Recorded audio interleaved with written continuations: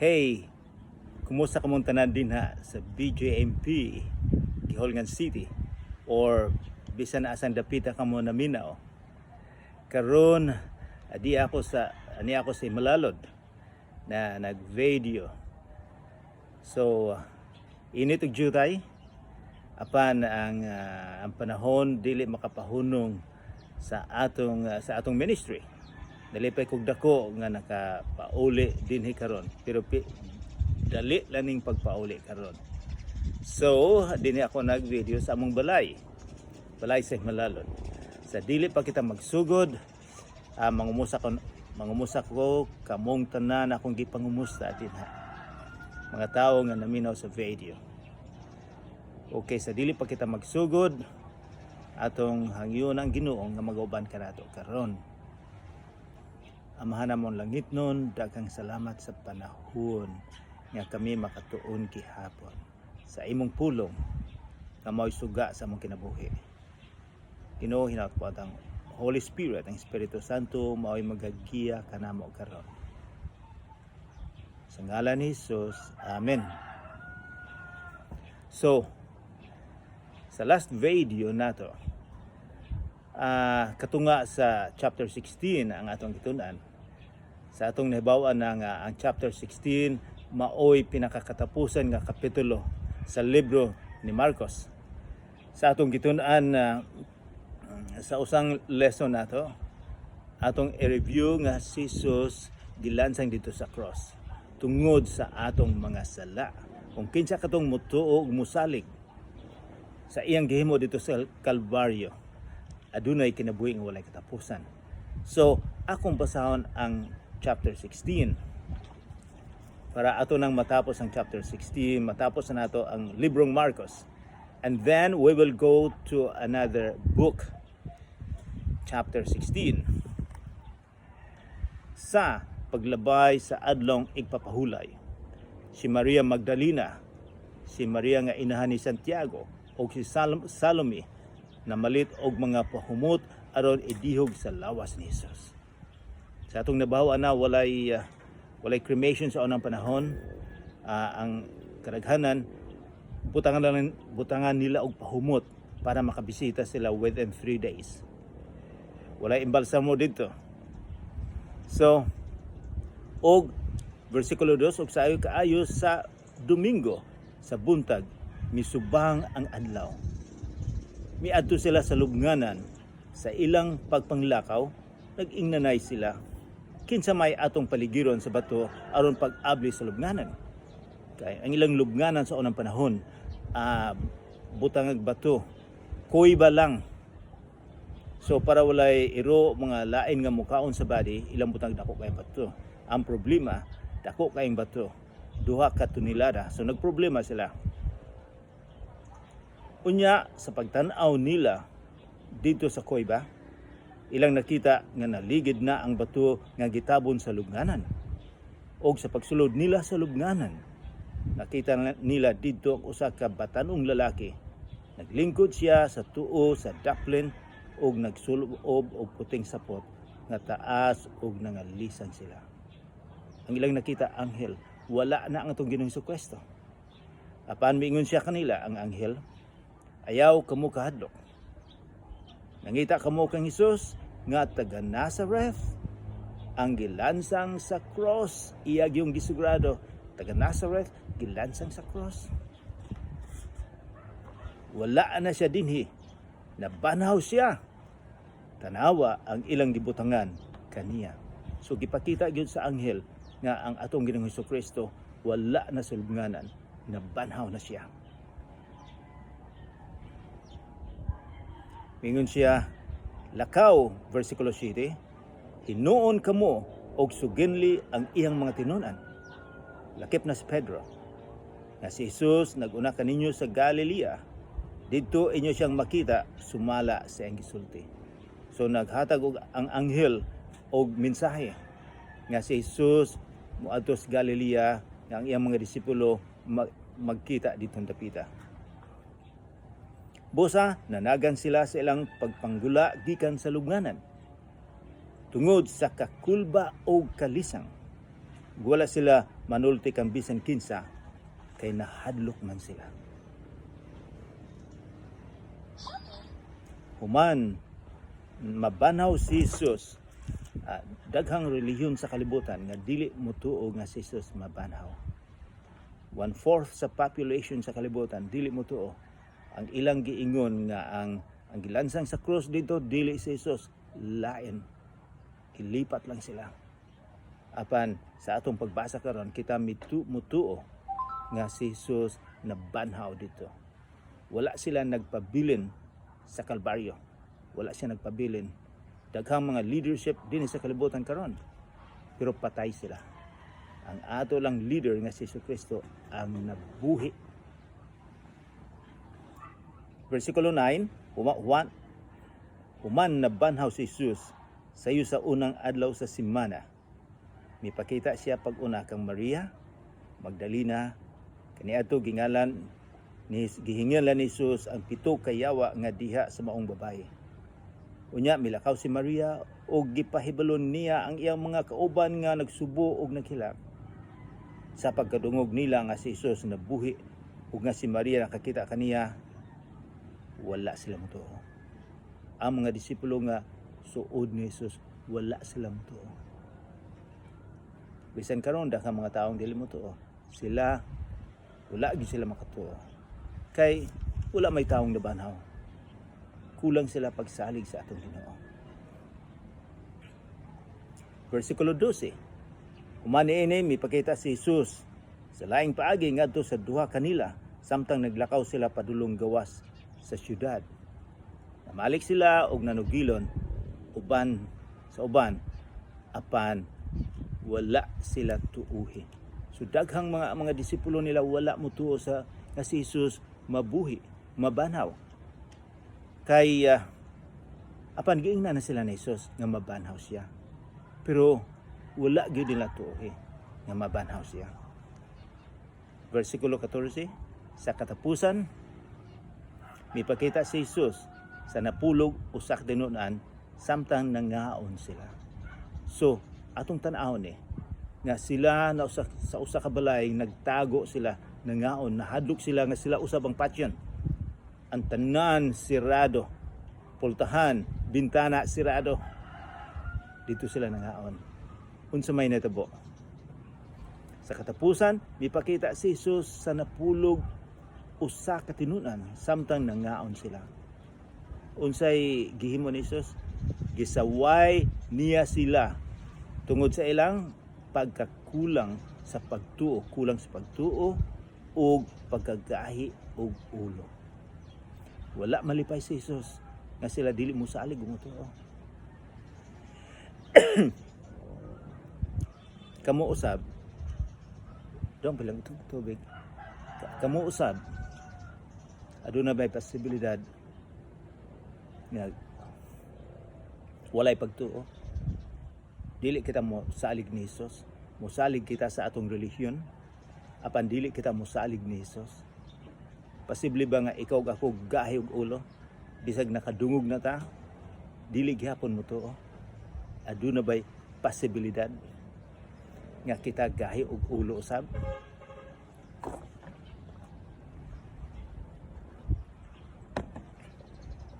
So, unsa may buhaton ni Jesus?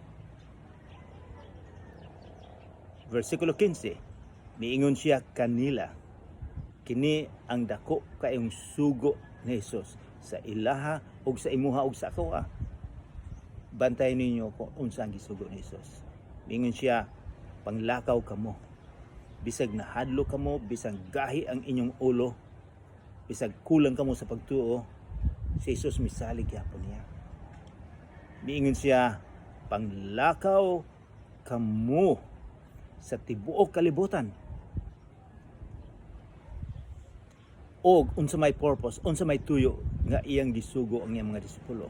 Mingon siya og isangyaw kining maayong balita ngadto sa tanang mga tao. Unsa man ning giingon ni Jesus nga isangyaw ang maayong balita? Unsa dinhi sa kalibutan karon daghang mga balita nga dili maayo. Dito sa Ukraine, daghang mga taong namatay. Dito sa Africa, daghang taong mga matay. Karon ang COVID nagdaghan usab, daghan sa kalibutan, daghang mga dili maayong balita. Apan si Jesus karon kini ang makalipay nato. Kay mingon si Jesus, naay maayong balita. Unsa maning maayong balita? Minsan isangyaw ninyo maayong balita. Isangyaw ninyo nga ako nagpakamatay ug nabanhaw aron nga luwason kita sa atong mga sala. Maunay pinakamaayong balita. Ang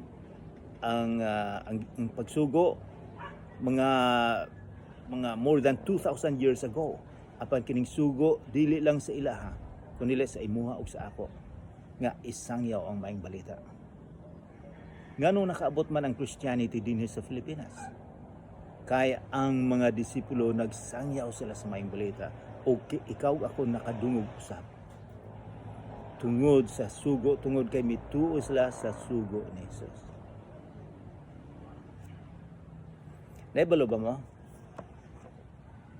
Nga dili sayon ang pagsunod sa sugo ni Jesus. Nga isangyaw dili lang di ay nga ikaw na ibalo sa pulong sa Ginoo, kundi isangyaw nimo.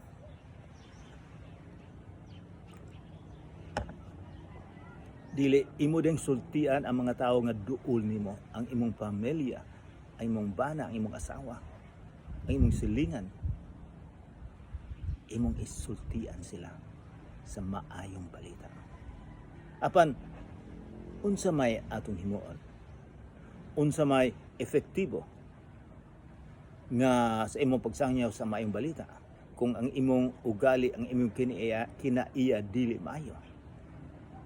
Sa imong paglantaw, efektibo ba siguro ang imong pagsangyaw sa imong balita nga si Jesus ang makaluwas lang? Kinahanglan usa nato isangyaw ang maayong balita. Kinahanglan mausub kita. Kinahanglan ngayon kitag pasaylo sa atong mga sala. Kay kung dili kita mangayog pasaylo sa atong mga sala, dili kita magbago. Dili kita magbago. Sa dihang ang Espiritu Santo musulod sa atong kasing-kasing, makapabago ka natin. Labi na sa giingon ni Jesus na higugmaon nimo ang Ginoo, higugmaon usab nimo isig ka tao, magbago ka. Kay kung musangyo ka sa maayong balita, apan wala nimo higugma ang imong isig ka tawo, ang imong silingan, ang imong anak, dili ka efektibo. Mukatawa lang sila. So kinahanglan nga mabago ka. Mao na giingon born again.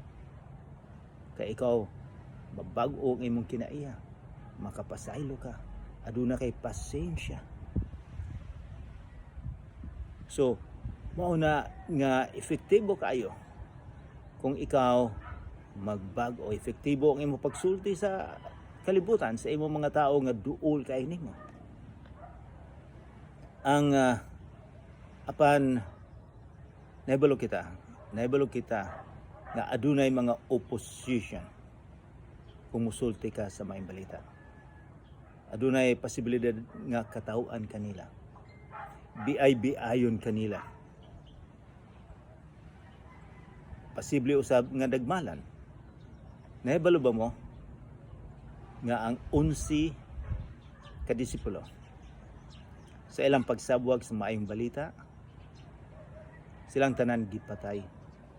Ang uban giputlan og liog, ang uban gigabas, ang uban gilansang sa cross, ang uban gibato tungod sa ilang pagtuo ni Jesus. Mituo man sila sa gisugo ni Jesus. So kung ang pagtuo ang pagtuo nato ubanang gyud sa lihok. Daghang mga missionary karon nga miadto sa Africa, gipamatay sila tungod sa ilang pagsabog sa mga balita. Ubang party usab sa Middle East, kung ang usa katao magpabaptize, makonverter sa Christianity. Ang unang mupatay niya, mao ang iyang igsuon, ang iyang amahan. Mga igsuon niya, patyon siya. So, ang mga tao ang tinuod yun nga misalig ni Jesucristo, usahay mamiligo ang kinabuhi. Apan unsa may importante, kining physical nato nga lawas o ang espirituhanon nga lawas. Kitang tanan mamatay man ta, walay makaiskapo. Ang espirituhanon nato dili mamatay. Mao nang adunay mga missionary nga dili sila madlok mamatay. Tungod kay ang ilang espiritu mulungtad og dugay og nakahatag siya sa ilang pagtrabaho, sa ilang misyon, nakahatag og pahiyom sa atong Ginoo. Unsa may bili sa imong kinabuhi nga dinhi ka sa kalibutan, wala kay nahimo sa Ginoo.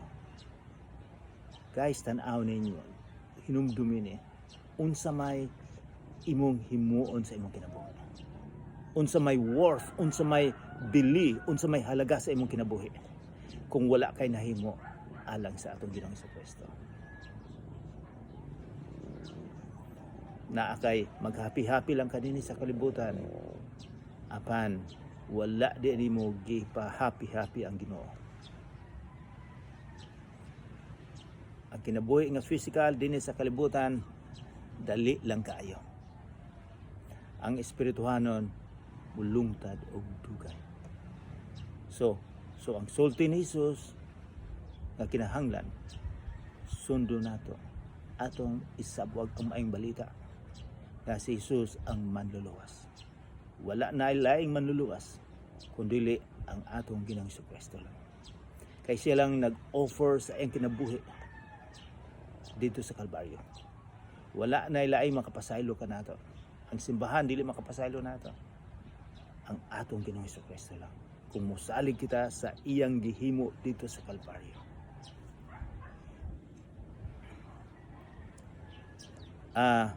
Dito sa versikulo 19, human makipagsulti kanila ang Ginoong Hesus. So ilang yung giingnan Ginoong Hesus. Gibayaw siya ngadto sa langit ug may lingkod sa tuo sa Dios. Nakita nila nga si Jesus gibayaw miadto sa langit. Unsa man og milingkod sa tuo sa Dios. Og nanglakaw ang matinunan og nagsangyaw sa maayong balita.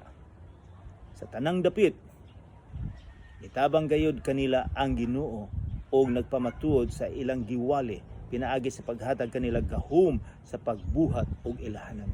So gihatagan sila gahom sa Ginoo. Sa dihang misalig og mituo og sila nagsangyaw sa maayong balita.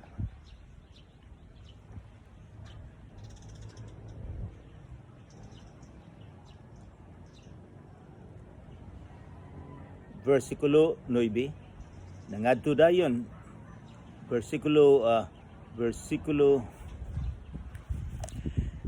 sa katapusan, nangadto dayon ang mga babae kang Pedro ug sa iyang mga higala ug mihatag kanila og mubo nga taho sa tanan nga gisulti kanila. Versikulo 10, humani ini gipadala ni Jesus ang balaan og kanunayng buhi nga balita sa kaluwasan dayon. Kaluwasan dayon, kaluwasan sa kinabuhi nga walay katapusan. Ipadala niya kini pinaagi sa iyang mga tinun-an gikan sa silangan ngadto sa kasadpan. Mao na ang nahitabo mga kaigsuonan nga ang mga disipulo mituman sa sugo ni Jesus. Ang mga tinun-an usab sa mga disipulo nagsabwag usab sa maayong balita. Ikaw ako nga nakahibalo, nakadungog sa sugo ni Jesus. Ato usab nga isabwag, ato usab nga i-share ang pulong sa Ginoo. Kay kini dako kay ni. Ang pulong sa Ginoo ang makahatag og kinabuhi nga walay katapusan. Mga kaigsuonan, daghang salamat na humana ang atong kapitulo 16, hinaot pa unta nga ang Ginoo mag-auban kanato karon. Hinaot pa na ang makabisita ako din samtang dinhi ako sa Himalalod. Amen.